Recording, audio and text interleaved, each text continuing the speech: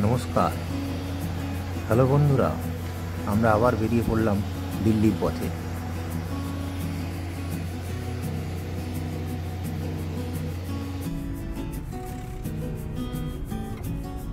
Delhi airport থেকে আমরা এখন চলেছি বৃন্দাবনের পথে। দিল্লি থেকে বৃন্দাবনের দূরত্ব 180 কিলোমিটার, সময় লাগলো প্রায় 3.5 ঘন্টার কাছাকাছি। বৃন্দাবনে আমরা ঘুরে দেখব বেশ কিছু জনপ্রিয় মন্দির।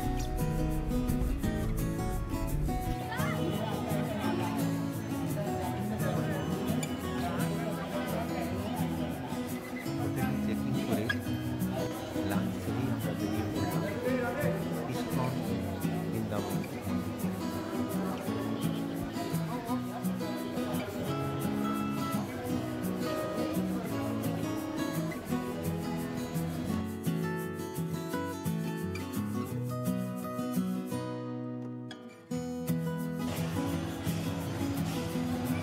ইসকন বৃন্দাবনকে শ্রীকৃষ্ণ বলরাম মন্দিরও বলা হয়ে থাকে।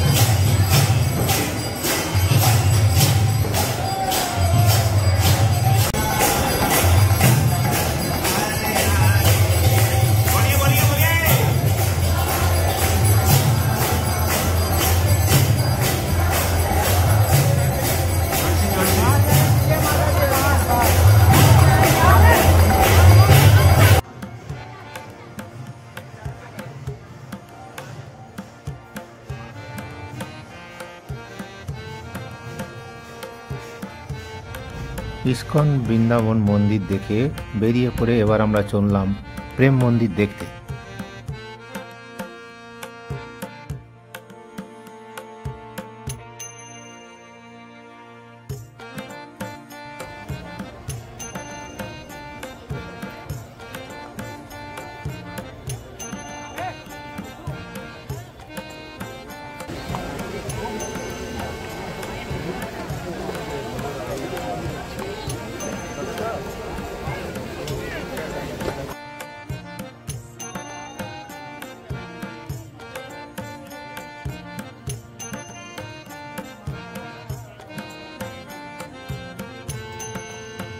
শ্রী জগৎগুরু কৃপালুজি মহারাজ এই মন্দিরটি 2012-এ কমপ্লিট করেছেন।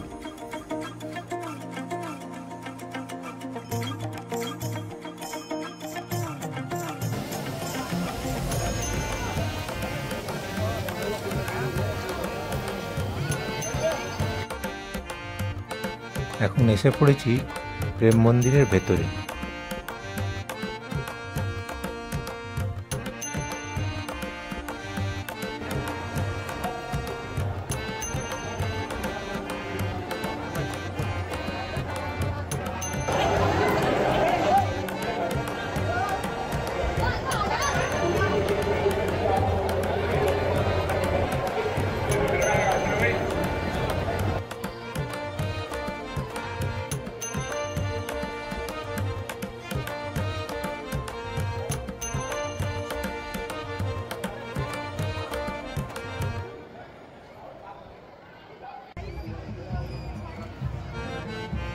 প্রেম মন্দির দেখতে আপনারা যাবেন বিকেল 5টা থেকে 6টার মধ্যে, তাহলে বিকালের লাইট এবং রাত্রিবেলা যে লাইট জ্বালে দুটোই একসঙ্গে দেখতে পাবেন।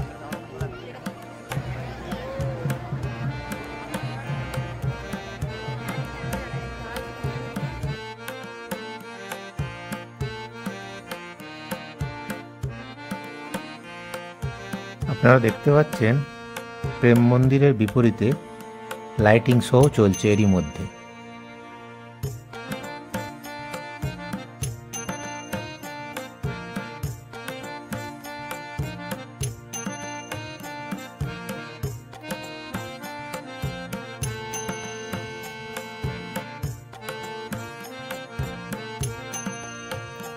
পরের দিন সকালে আমরা চলে গেছিলাম বৃন্দাবনের বৈষ্ণব দেবী মন্দির দেখতে।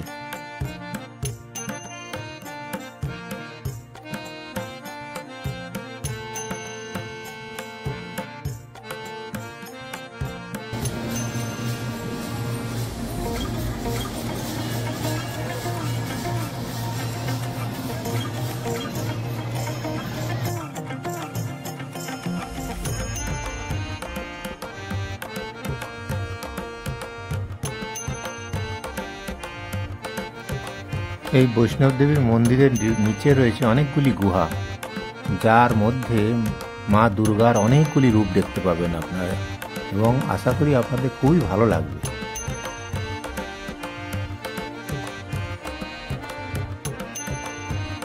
বিকালবেলা আমরা বেরিয়ে চলে এলাম কেশি ঘাটে। এখান থেকে আমরা যাব রাধারমণ মন্দির।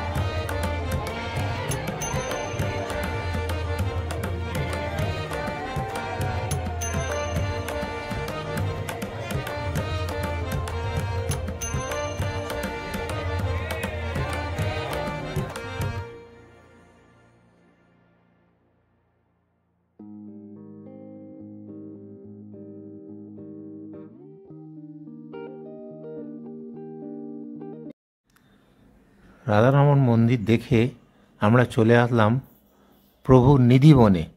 রাধারমণ মন্দির থেকে নিধিবনের দূরত্ব মাত্র 2 মিনিট। রাত্রি 8টার পর নিধিবন থেকে সবাইকে বাইরে বার করে দেওয়া হয়। গোটা নিধিবনটা শুধু তুলসী গাছ দিয়েই ঘেরা। কথিত আছে শ্রীকৃষ্ণ রাত্রে এখানে আসেন।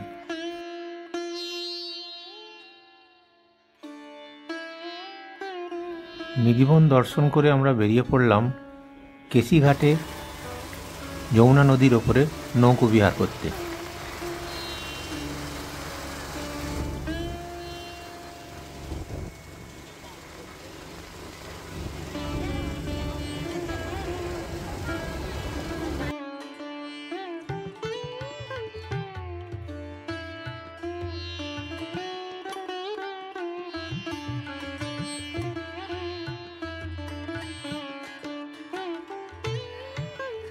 তৃতীয় দিন সকালবেলা উঠে আমরা স্নান সেরে চলে গেলাম বাঁকে বিহারী মন্দির দর্শন করতে।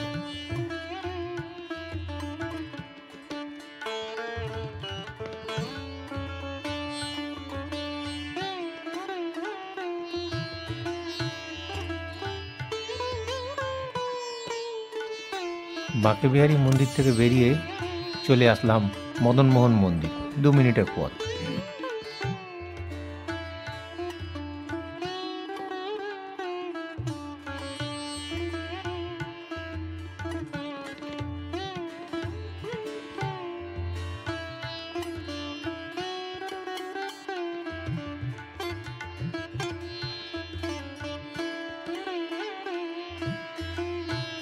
মদনমোহন মন্দির থেকে বেরিয়ে একটি টোটোয় চড়ে আমরা চলে গেলাম সাহাজি মন্দিরে। সাহাজি মন্দির থেকে বেরিয়ে একটি টোটো নিয়েও 5 মিনিটের দূরত্বে চলে গেলাম শ্রী রাংজি মন্দিরে দর্শন করতে। এটি শ্রী বিষ্ণু মন্দির। এটি খানিকটা দক্ষিণ ভারতের আদলে তৈরি। এই মন্দির চত্বরটি বিশাল বড়, আপনারা পায়ে ঘুরে দেখতে পারেন।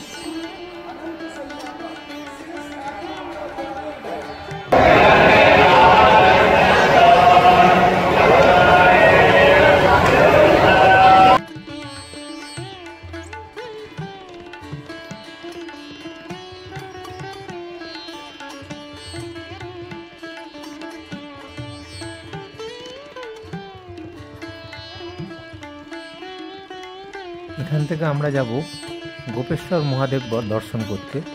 পথে যেতে যেতে কিছু মন্দির পড়ল, সেগুলোও দেখলাম।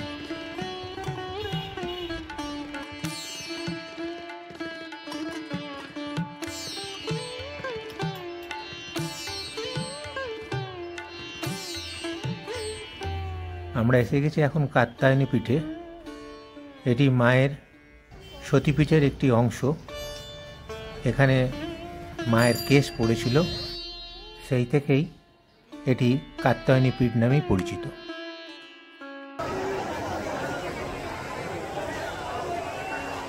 এরপরে বিকালে আমরা গেলাম রাধাবল্লভজিউ মন্দির দর্শন করতে। এই মন্দিরটি বাঁকে বিহারী মন্দিরে যাইবার রাস্তাতেই পড়বে।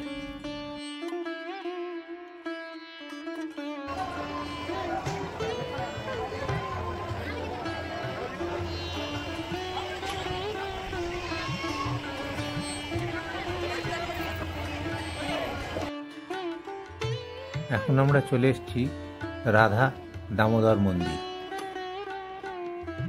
শ্রীকৃষ্ণ এই মন্দিরে গোবর্ধন থেকে একটি শিলা এনেছিলেন। স্থানীয়রা এটিকে গোবর্ধন শিলা বলে। এখানের বিশ্বাস আছে যে এই মন্দিরটি 5 বার প্রদক্ষিণ করলে আপনাদের গোবর্ধন পরিক্রমা শেষ হয়ে যায়। ভিডিওটা ভালো লাগলে লাইক, সাবস্ক্রাইব ও শেয়ার করতে যেন ভুলবেন না।